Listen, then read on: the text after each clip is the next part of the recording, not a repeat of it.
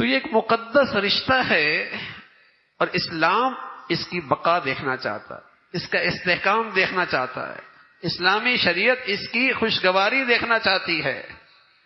لیکن جب اسلامی زندگی رہے گی نہیں پھر طلاق اور خلا ہو، پھر ٹوٹ پھوٹ ہوگی۔ بس اوقات اللہ نے انسان میں عقل بھی رکھی ہے، جذبات بھی رکھے ہیں،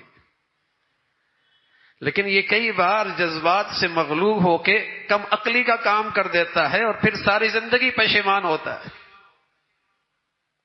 جذبات سے مغلوب ہو کے کم عقلی کا ایسا کام کر جاتا ہے کہ ساری زندگی پشیمان ہوتا ہے۔ اس لیے شریعت نے کہا عقل سے کام نہ لو، عقل کی نکیل شریعت کے ہاتھ میں دے دو، عقل کی نکیل شریعت کی نکیل میں ہاتھ میں دے دو۔ عقل پوچھے شریعت سے، عقل پوچھے دین سے، اسلام سے پوچھے، ورنہ ایسا اپنے جذبات سے مغلوب ہو کے ایسا کم عقلی کرے گا بس اوقات ساری زندگی پشیمان رہے گا۔ تو یہ ازواجی رشتہ یہ ہمارے مسلمان معاشرے کا حسن تھا کہ باہمی اعتماد کی جوانی پیار میں، محبت میں، بڑھاپا شفقت میں، ایثار میں، خدمت میں گزرا کرتا تھا۔ یہ ایسا خوبصورت رشتہ تھا۔ اور رسول کریم صلی اللہ علیہ وسلم فرمایا کرتے تھے یوں تو لوگ محفلوں میں اور دوستوں میں اور مجلسوں کے جان ہوتے ہیں اور محفلوں کی جان ہوا کرتے ہیں، تو فرمایا نا تمہارے اچھائی کا معیار محفلیں اور مجلس سے نہیں ہے، تمہارے اچھائی کا معیار یہ ہے کہ تم اپنے گھر والوں کے ساتھ کیسے ہو،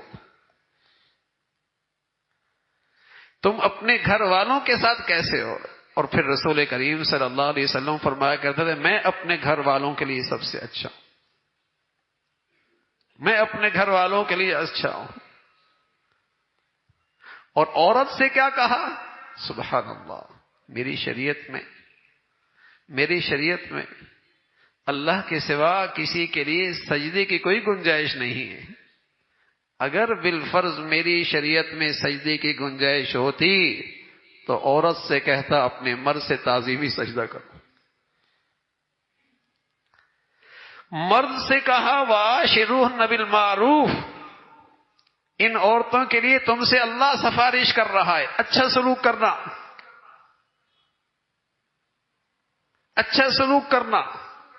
یہ صنف نازک ہے، یہ اپنا گھر چھوڑ کے آئی ہے، ابا چھوڑ کے آئی ہے، اماں چھوڑ کے آئی ہے، تمہارے گھر میں آئی ہے، اب تمہارا کام، تمہاری ذمہ داری اچھا سلوک کرنا۔ اور عورتوں سے کہا عورتوں کی سب سے بڑی خوبی ہے اللہ اور اللہ کے رسول کے بعد وہ اپنے شوہر کی اطاعت کرنا جانتی ہو، وہ اپنے شوہر کی ماننا جانتی ہو، یہ عورت کی سب سے بڑی خوبی ہے۔ رسول کریم صلی اللہ علیہ وسلم فرمایا کرتے تھے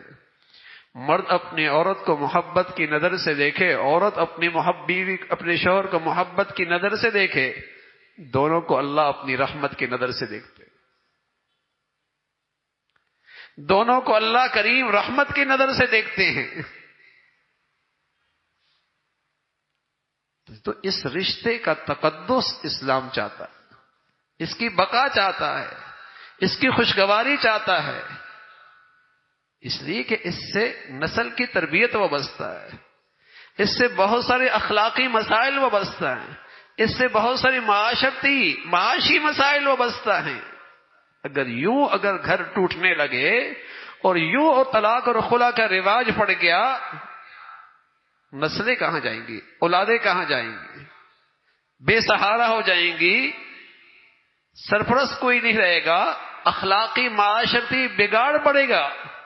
معاشی مسائل بڑھیں گے۔ لیکن مغرب کی گندگیاں